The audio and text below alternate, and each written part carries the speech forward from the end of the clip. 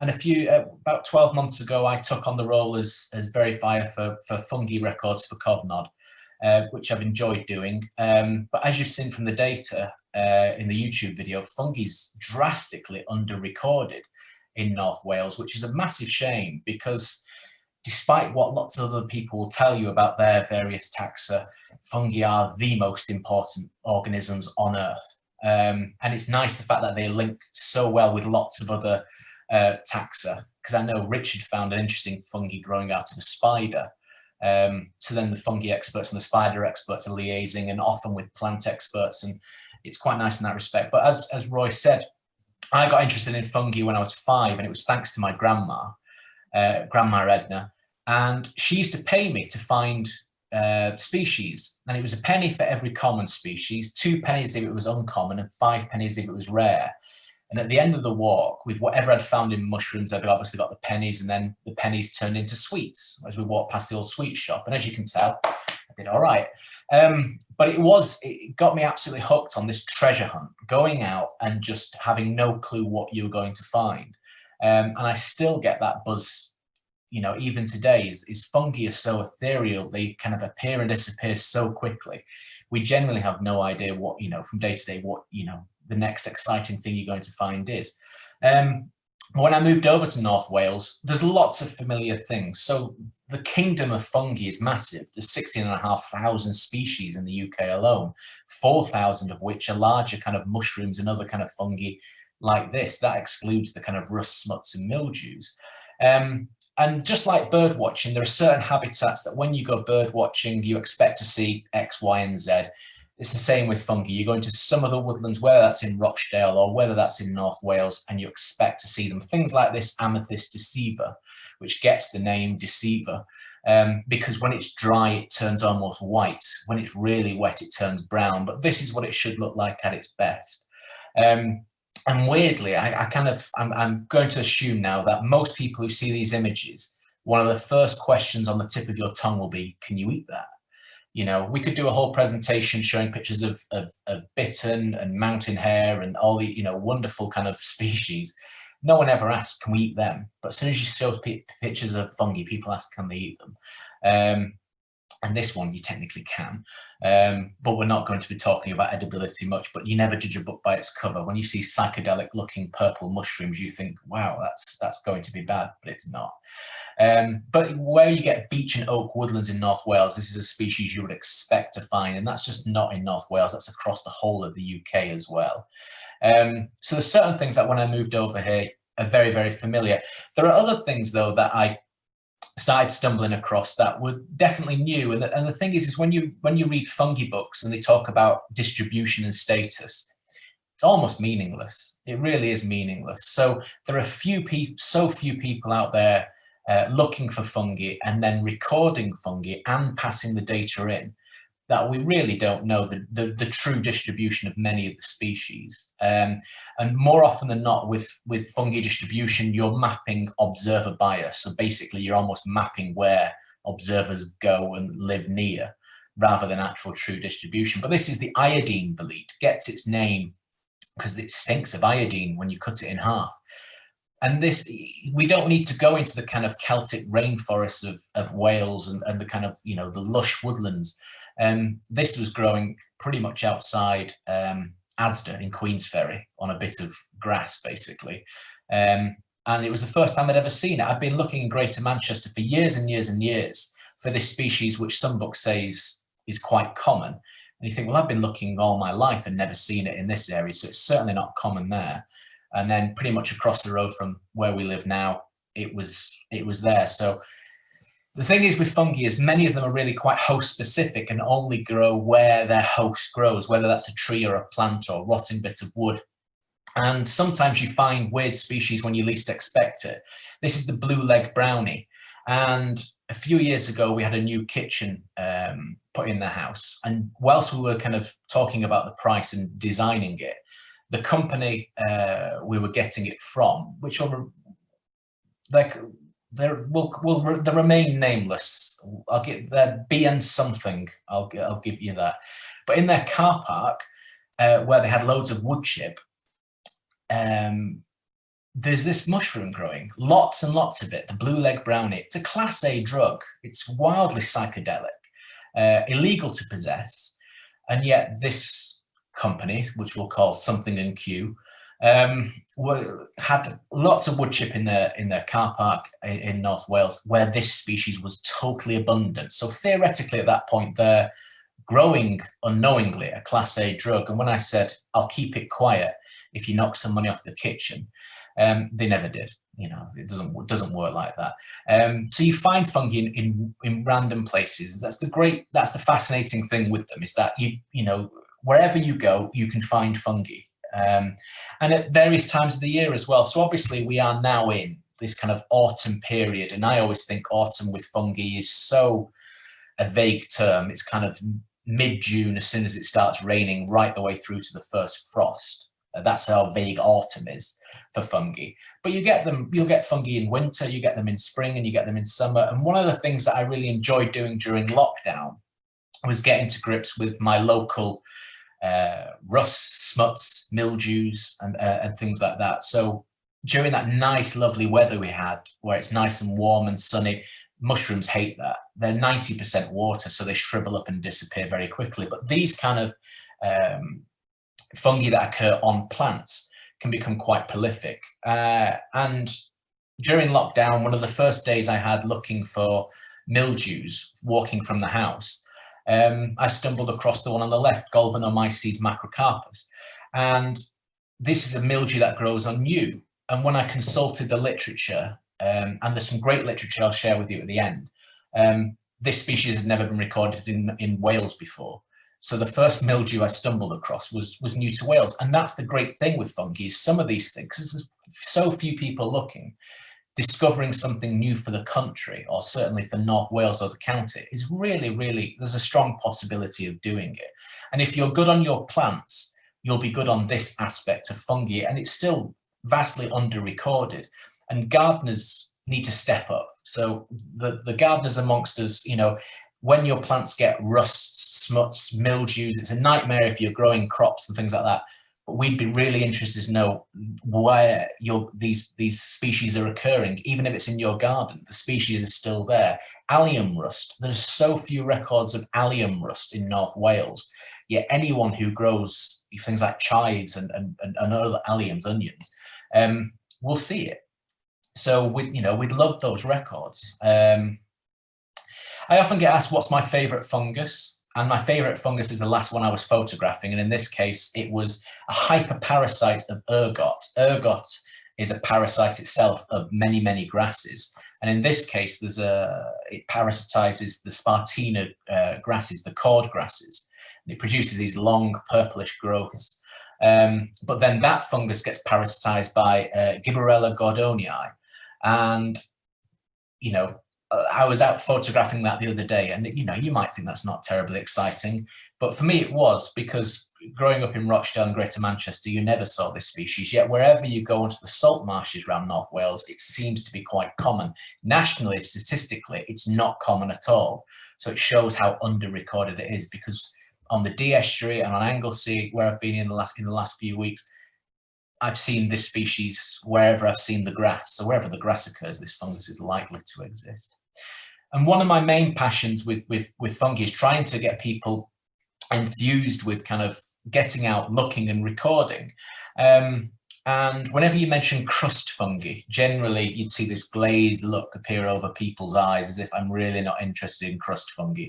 They're probably the two most uninteresting words in the English language. But actually some of the crust fungi can be really quite beautiful, like this cobalt crust. And over the next few years, this is a species that will be interesting to see if there's any records of it in North Wales. So it's a species that likes rotting ash. And we're going to get lots and lots of rotting ash trees in the next few years because of another fungus called ash dieback, which only occurred in the UK in 2012. And in the last 8 years has just gone rampant right the way through the UK. And this year was the first year I really felt locally you could see the effects of ash dieback. Lots of mature ash trees just not putting on much leaf growth, looking very thin in terms of the leaf coverage. It looks like, you know, another few years there will be some serious big ash trees coming down. where this fungus will then thrive because there's lots of habitat available for it all of a sudden. And then once it's all rotted down, it'd be interesting to see if this species becomes rare again, and maybe much rarer because there's going to be a lot less ash lying around anyway. So fungi, like many aspects of the taxa that are being discussed, ebb and flow. There are definite winners and losers, but we still don't have enough data to really assess it. So, if you are walking and see something, a crust fungus on a bit of wood that's cobalt blue, we'd be really interested to know in those records. There are some things that I haven't discovered in North Wales, and I'm determined to. Now, this species must be in North Wales, and I haven't seen the records for North West Wales to see if it's there, but I spent the last 2 springs pretty much looking under cedar for Cedar Cup, fungus that grows abundantly usually under certain cedars. And in around Flintshire, I must have looked under 40 or so different mature cedars in various people's gardens, in cemeteries, in country parks. Didn't find it anywhere. And my girlfriend Lauren works at Chester Zoo, and I just said, I know there's a cedar in Chester Zoo. Would you be able to just look under that? Lo and behold, I sent a text message saying absolutely loads of it under one cedar in Chester Zoo, tons and tons of it where these photos were taken. So it's only just down the road from where I am in Queensferry. So, and the cedars, near to us in Queensferry. So I'm determined that it must occur. It's just a case of going to try and find it. So it's on my hit list of things to discover in North Wales. There's lots of other interesting fungi though that you get all around North Wales. If you're in the right habitat, you find these things. This is the false morel. And if you're at Newborough Warren in spring, this is quite a common species in parts of Newborough Warren. It loves the kind of the coniferous woodland and sandy kind of soil, and it can become quite abundant. And half the battle with fungi is just location, location, location. Once you're in the right location, you find these things. I've been looking for 20 years for thimble morel, Verpa conica, in various parts of the UK. Never found it. And down at Connors Key Nature Reserve, there's one little area of really kind of, it doesn't look like great habitat, where this species is abundant, really in a place where you just normally wouldn't look. And that's probably why I've not found it, because it's growing in, it's obviously favoured habitat is in an area where you don't normally find, would go looking. And the morel. So again, back in Manchester, the conditions were never right for morels to grow. But in various parts of North Wales, where you get ash woodlands on sandy soil with things like dog's mercury and violets, you often find the morel as well. So with a lot of these things, it's location, location, location, and being in the right place at the right time. So this is angel's wings, and we did a talk the other week about recording fungi in North Wales, and actually it stimulated a kind of people to come forward and say, we have seen this, because statistically there were no records of angel's wings in North Wales. When I found this a few weeks back at Betsy Coed, and it's a species that's normally found on kind of the west coast of Scotland, the Highlands, and it's very, very rare further south of the Scottish border. Yet this log in Betsy Coed was covered in angel's wings, a beautiful species. But then someone mentioned that the fact that they'd seen it in previous years in probably the same location. So hopefully that'll stimulate a record to come forward from previous years. So there's, it's a massive group, the world of fungi. This is my favorite, the Brittle Girls. And in North Wales, there's lots and lots of Brittle Girls, and they come in all sorts of colours. And you can see my russula roulette table, because the Brittle Girls are russulas. And they're fascinating things, but they're complicated. One of my favourite mushroom quotes is from a woman called Anna-Marie-Hussey, who said, "If we know of anyone who in the pride of intellect spurned all mental tasks as mere play, we would tame him by insisting on his mastering, classifying and explaining the synonyms of the genus Russula." So even 150 years ago, people were tearing their hairs out of these species, and to the point where to identify many of them, we use chemicals. And if you bump into me when I'm out in the field, my pockets are a hazardous kind of material, because they're filled with things like ferrous sulfate, guaiac and potassium hydroxide. But some of these chemicals react with these mushrooms, and that's one of the ways we can identify some of these brittle girls. And there's a bit of a project I've got on the sideline in North Wales where monitoring different beach logs. So I know back in Rochdale, we monitored a couple of rotting beach logs for about 5 years, and we recorded about 63 species on one single rotting beach log of fungi. So it's a kind of experiment I wanted to replicate in North Wales, of basically watching a fresh beach log and watch it rot and see how many species are recorded on it, like this beach woodwort, which in itself has a little fungal parasite, these little red spots, and turkey tail as well.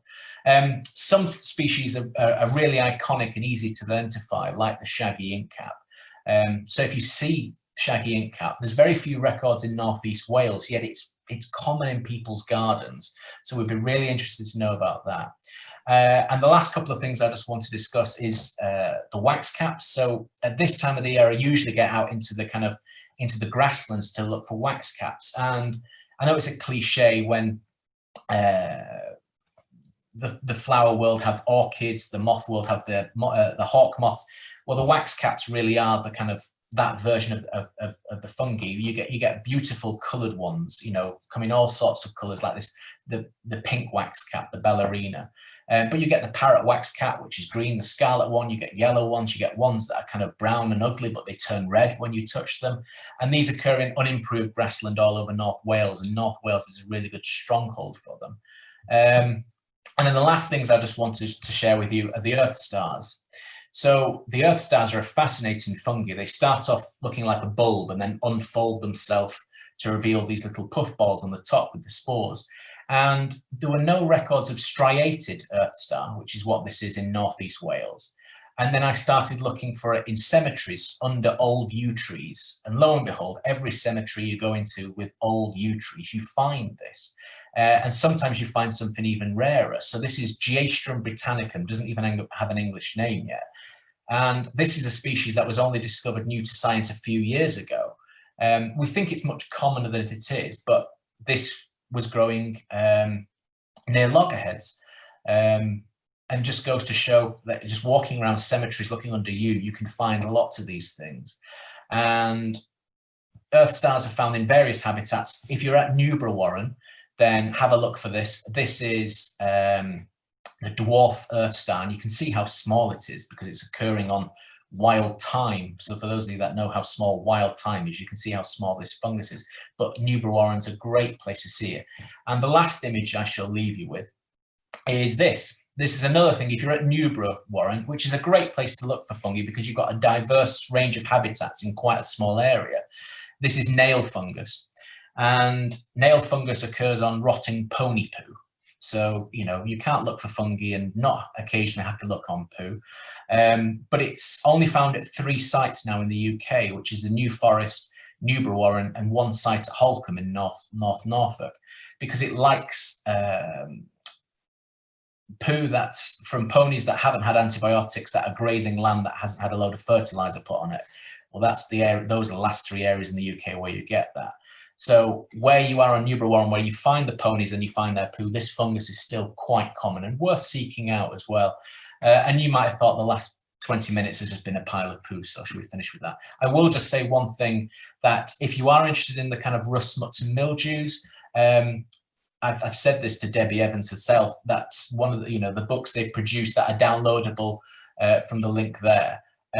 There's one on smuts and allied fungi, there's one on powdery mildews. These are real game changers. If you know your plants, you can identify a lot of these hosts just from these books, and they're great because they focus on Wales. They're free downloads, and if you buy them, I think I got mine free when I wanted to send a check off because I live in Wales and it's subsidized. So these are great resources for learning about some of the weird plant fungi in North Wales. So I shall say thank you very much for listening.